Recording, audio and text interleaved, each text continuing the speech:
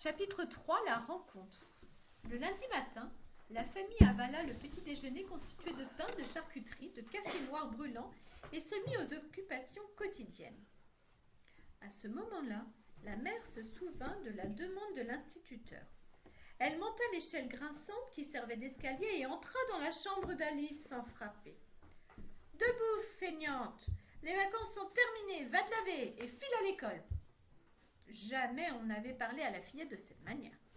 Sa mère semblait encore lui en vouloir pour son insolence. Alice se leva sans se plaindre. Elle sortit dans le froid glacial chercher un seau d'eau au puits. Elle rentra, se mit à faire chauffer l'eau dans une grande casserole sur la cuisinière. Sa mère arriva, la déshabilla en un tour de main, la mit dans le baquet vide. Elle lui déversa dessus la moitié de l'eau qui n'avait pas eu le temps de se réchauffer et lui jeta un morceau de savon. « Frotte bien partout. Après 5 jours à moisir dans ton jus, la crasse doit être bien imprégnée vu l'odeur de ta chambre. » À moitié assommée, tant par le choc avec le baquet que par l'eau qui lui était tombée dessus, Alice resta quelques secondes sans bouger, hébétée. Elle reçut alors une nouvelle giclée d'eau glacée qui la fit réagir. Elle se releva et commença à se frictionner le corps avec le savon. C'est ce moment-là que choisit l'un de ses frères pour faire irruption dans la cuisine. « On a oublié le casse-croûte avant de partir, lança-t-il, puis scrutant sa sœur du haut en bas. « Eh bien, quand on enlève les cheveux et les os, il ne reste pas grand-chose. » Le reste d'eau fut déversé sur son corps. Sa peau tourna au vert et au violet selon les endroits. En guise de serviette, elle reçut un vieux drap coupé en deux, reprisé en de nombreux endroits. Alice rassembla un peu de force qui lui restait pour se sécher, courir jusqu'à sa chambre, s'habiller, saisir son sac et redescendre. « Ne traîne pas en route, déjà tu es en retard !» cria sa mère au moment où Alice franchissait le seuil de la porte. « À ce soir !» lança son frère qui était encore dans la cour de la maison. « À jamais !» marmonna la fillette dans sa chevelure encore mouillée. Sur le chemin de l'école, elle réalisa alors que le temps était particulièrement beau. Un grand soleil se levait sur la campagne picarde, ce qui était tellement rare en cette saison automnale, les jours de brume succédant habituellement aux jours de pluie. La lumière aussi était exceptionnelle. Après un bon quart d'heure de marche, alors qu'elle n'avait encore parcouru que la moitié du chemin, elle aperçut, arrêtée au milieu du chemin, juste après un virage, une colonne de roulotte tirée par des chevaux. Au total, elle compta ainsi 20 attelages. Elle marqua un temps d'arrêt, puis décida de s'approcher. Arrivée à une centaine de mètres, elle vit une roulotte à laquelle il manquait un essieu.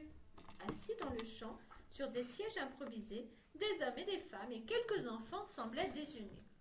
Alors qu'elle observait la situation, un homme grand, des traits fins, le visage rayonnant, avec 2 yeux noirs perçants, courut vers elle. « Oh là, mademoiselle !» articula-t-il avec un très fort accent étranger. « On a cassé les cieux avant de ma caravane pendant l'orage cette nuit. »« Un orage ?» interrogea Alice. « Oui, un orage gigantesque. Le ciel était entièrement découpé par des éclairs et on a eu peur de sortir tellement c'était violent.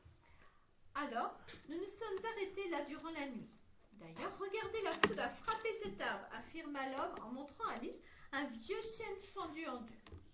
D'accord, il y a eu un orage, et après, demanda Alice qui n'arrivait pas à détacher ses yeux de l'homme. Il faut nous trouver quelqu'un pour réparer la caravane, sinon on n'arrivera jamais à Béthune. Où ? À Béthune, un peu plus au nord. Ah oui, fit vaguement Alice, sans avoir aucune idée du lieu qu'on venait de lui indiquer. Mais qui êtes-vous ? Je m'appelle Flavio et nous sommes le cirque Raider. Nous devons impérativement être après-demain soir à Béthune. Sinon, c'est la catastrophe. Alice crut s'évanouir. Ses yeux noirs, la grande bouche, les traits du visage, la tenue du corps. Ça y est, elle voyait très bien. Elle avait à la fois devant elle son cauchemar et son bonheur. Le clown qui avait hanté ses jours et ses nuits. « C'est vous, bégaya Alice, c'est vous le clown ?» Le clown de l'affiche, celui qui m'a dit de revenir le voir à Amiens, c'est vous le clown ?» Alice hurlait, sautillant, se trémoussant dans tous les sens. L'homme la saisit par l'épaule et la secoua légèrement, sans toutefois lui faire mal. mais suffisamment pour la ramener à la raison. Mademoiselle, je ne crois pas vous avoir rencontré auparavant. Nous ne nous sommes jamais parlé. C'est vrai, nous avons joué à Amiens hier, mais maintenant, nous avons besoin de quelqu'un pour réparer notre essieu. Pouvez-vous nous aider, oui ou non?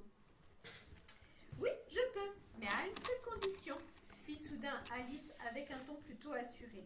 Dites-nous et on verra après. Je vous indique où réparer votre caravane, mais ensuite, vous m'emmenez avec vous. Le silence se fit dans l'assemblée. Flavio scrutait dans les regards des autres, cherchant vainement une réponse permettant d'éconduire la petite fille rousse, tout en ayant l'information recherchée. Malheureusement pour lui, rien de cela ne se produisit. Les regards de ses compagnons étaient fuyants. Chacun laissait le soin à celui qui avait entamé la conversation de la terminer. Après un long moment, il dit calmement d'un ton persuasif. Mais tu sais parfaitement que ce n'est pas possible. Tu as des parents, ils vont te chercher, te rechercher. Et nous, on va avoir des problèmes avec les gendarmes. Ils vont dire que nous t'avons kidnappé. Mes parents me haïssent et c'est réciproque. Avant qu'ils ne s'aperçoivent de ma disparition, on sera loin, je vous le dis.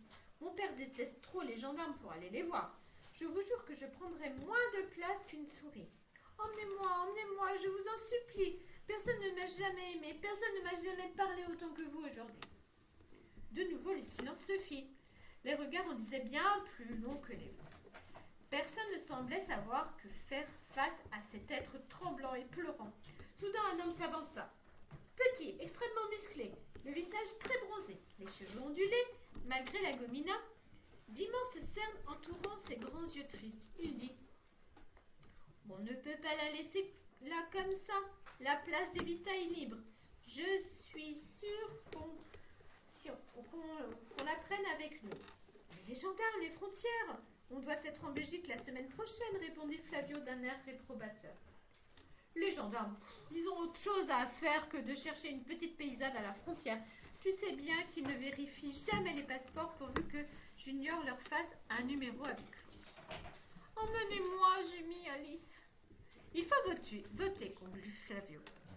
Que ceux qui ne veulent pas de cette petite parmi nous le disent, lança-t-il à l'assemblée. Le temps sembla s'arrêter. Seul le piaillement des oiseaux servit de réponse. Un long moment encore se passa. Bienvenue dans la famille. Je m'appelle Flavio. Je suis clown. Et j'ai la charge de diriger le cirque Raider. Et toi, quel est ton nom? Mais Alice s'évanouit de bonheur. Quand elle reprit connaissance, une trentaine de pères d'yeux la regardaient.